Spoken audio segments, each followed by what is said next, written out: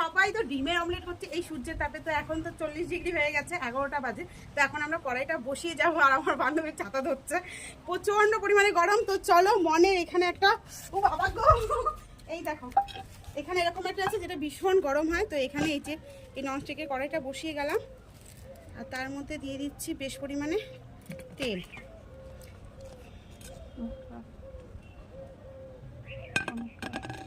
তো চলো তাকাও বলছি। তো এটা গরম হোক, তোমাদের সামনে পরে আসছে, আর কি করবো সেটা তখনই তোমাদেরকে বলবো, এখন বলছি না। তো চলো এখন বাড়িতে।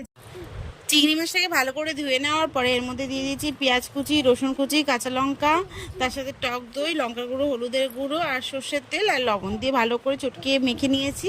ব্যাস এইভাবেই রেডি করে নিয়ে এখন আমরা চলে যাবো হচ্ছে ছাদে। তো চলো দেখতে থাকো।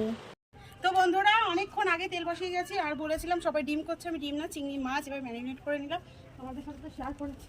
আর দেখো তেলটা দেখে তো মনে হচ্ছে গরম হয়েছে। তো চলো ছাড়ি। তো এই যে দিয়ে দিলাম, আর এবার এটা ঢেকে দেবো। ঢেকে দিবি? হ্যাঁ ঢেকে দে একটু, দেখ ওকে। তো এটা এখন বসিয়ে দিলাম।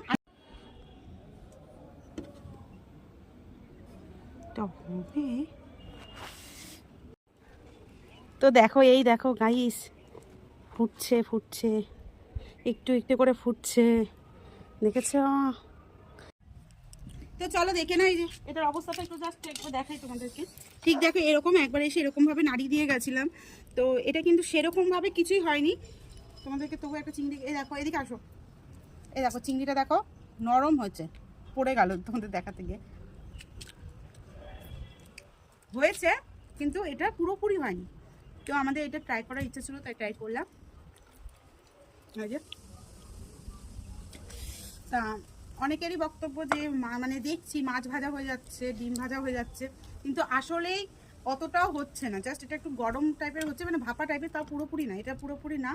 তো তবুও একটা ছোটো করে লাইক করে দিও। ট্রাই করলাম, ভালো লাগলো, তাও অনেক ঘন্টার জন্য এখানে রেখে দিয়েছিলাম। তো চলো টাটা।